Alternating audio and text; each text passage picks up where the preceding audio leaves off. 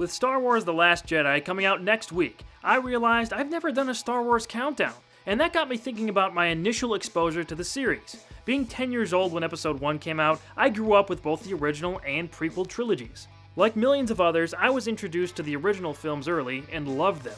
My Star Wars experience kicked into high gear in 1997 with the special edition theatrical re-releases, and it was a dream come true for 8-year-old me to see my heroes up on the big screen. Soon after, I found out a new trilogy was being created, centering on the backstory of Darth Vader and how the young Jedi known as Anakin Skywalker turned to the dark side to become one of the most iconic villains in cinematic history. I was definitely excited, but I wasn't a fan then, nor am I now, of prequels. Very rarely do they work or need to be told in the first place. I wanted to see the story move forward. What happened to Luke, Han, Leia, Chewie, and all my other favorite characters after Return of the Jedi?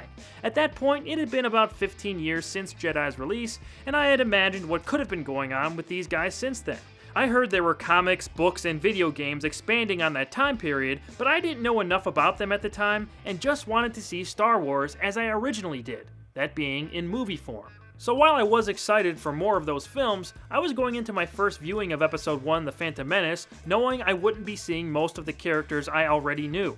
Thus, by the time May of 1999 came around, my expectations weren't quite as high as other kids I knew. I still liked it when I first saw it, as most people did, but by the time Attack of the Clones was released in May of 2002, I had realized something. I didn't like it. Almost at all. It was around then that I began noticing I wasn't the only one. Massive disappointment from the older fans began to become more and more well-known and accepted.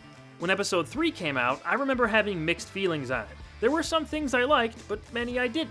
As time has gone on, I find myself liking the films less as films themselves, and more for the memories and nostalgia surrounding them. I can appreciate the good parts, which there are some, but overall, I was heavily dissatisfied with the way the main story across all 3 movies played out.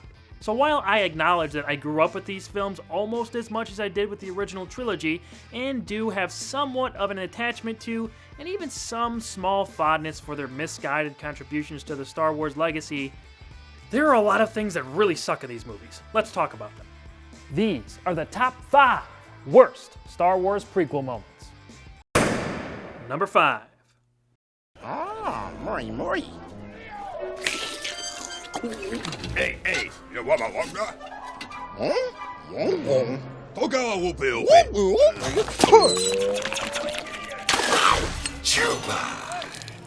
There were a lot of candidates for this spot, but in the end, I had to put a Jar Jar moment in the countdown. From Episode 1, The Phantom Menace, Jar Jar is on Tatooine with Qui-Gon Jinn and tries to eat some raw meat hanging in the street market. When he finds out it costs money, he spits it out at the nearby Sebulba. After he gets in trouble for this, young Anakin shows up to save him, and the rest is history. So pretty much, Jar Jar is to blame for everything. There are many annoying moments from Jar Jar in Episode 1, but for me, this took the cake. His pandering slapstick hit the breaking point for me here, and he's just a jerk throughout the movie. Plus he's creepy. Look at that face. If you've never heard about the Darth Jar Jar theory, look it up. It's the most interesting thing about a character that almost everybody unanimously hates. Alright, that's enough Jar Jar. Moving on. Number 4. You are in my very soul, tormenting me. This scene has been in my very soul, tormenting me. From Episode 2, Attack of the Clones, Anakin and Padme get the hots for each other, but can't be together because he's a Jedi and I'm a senator. So they fight their urges by sitting alone in the dark next to a romantic fire. There are plenty of awkward moments between Anakin and Padme. I was close to choosing the infamous sand line, but we've gotten so much joy out of it through memes and the like that it's become a moment of joy for me, so it gets a pass. I don't like sand. Also, this exchange from Episode 3 might be just as bad. You're so beautiful. It's only because I'm so in love. No. No, it's because I'm so in love with you. So love has blinded you? But I chose the "you're in my very soul" scene because of how absurdly melodramatic it is. The whole love story in Episode 2 is a huge reason why I consider it the worst of the 3 prequels. The dialogue between these two is awful, and their chemistry was never believable. If you're suffering as much as I am, please tell me. I am. Number 3.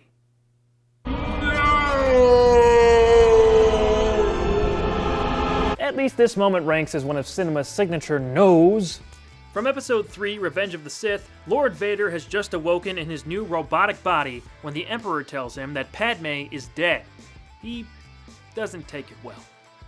When I first saw this in theaters, everyone in the crowd cracked up. In that moment, they made Vader a joke. The road that led here was already botched, but this was the moment where the Darth Vader we all recognized cried like a baby. I'm not saying he shouldn't have been upset or just not reacted to hearing his wife died, but I can't think of a worse way to do it. This was terrible. You can argue that, like the sand line, this has become a funny enough meme that it should be forgiven from being on a worst list. But I could not give this one a pass. Alright, we're done. See you later. You have 2 spots left?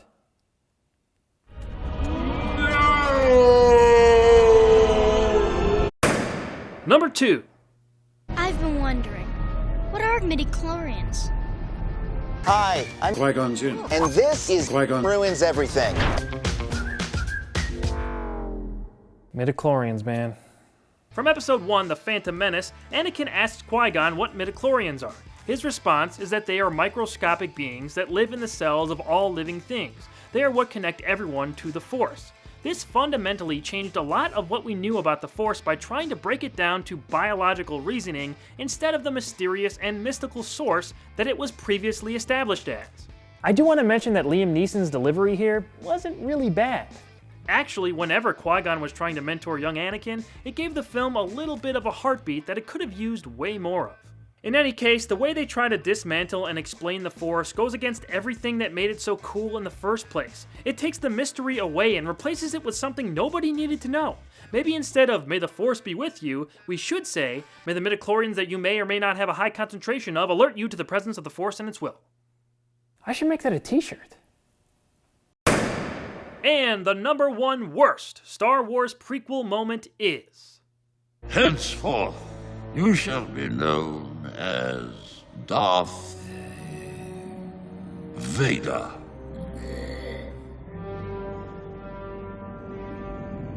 Thank you. This is what everything was building up to. Why? How did Anakin turn to the dark side? It was the basis for the whole prequel trilogy.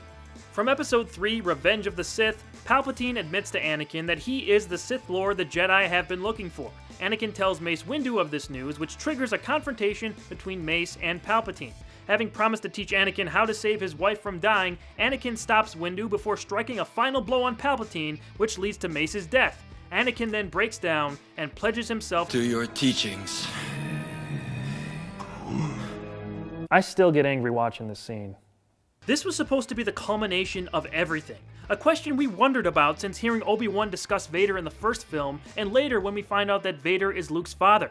How and why did Anakin turn to the dark side? How this played out was so weak and disappointing. I will do whatever you ask. I understand they set up Anakin's prophetic death dreams in Episode 2, but to just give up so easily to an evil he just exposed was ridiculous. All this was to save Padme, but it's not given a hint of believability. How a good guy, nay, a supposed galactic hero, turns evil needed to be done with care and precision. This was a flimsy excuse at best that somehow still felt rushed, even though it had 3 films to build it up. There are so many easy avenues they could have gone down that would have made for a better turn, but instead, Anakin goes from hero to killing kids in like 5 minutes. It also didn't help that we never saw much of Anakin being a hero in the first place. All the interesting stuff with his heroic side happened off-screen. What we saw in Episodes 2 and 3 was a whiny child who it was very difficult to have any sympathy for.